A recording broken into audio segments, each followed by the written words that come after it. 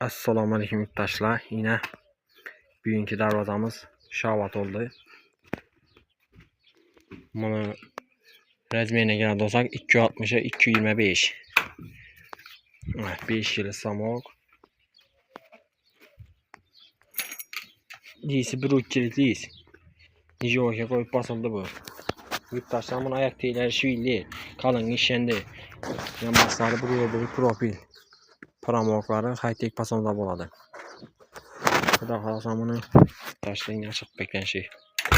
Kurgandan geldim. Acayip vardı. Yurttaşlar bunun arkasında spagetlerden koyulan bunu yine.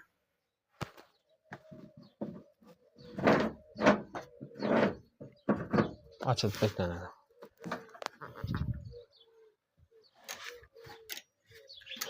Nasıl yurttaşlar gerek olsa Nomuldan pəstə qaldıraman zakaz verərsizlər. Bizə mənzil Xiva Qoyk.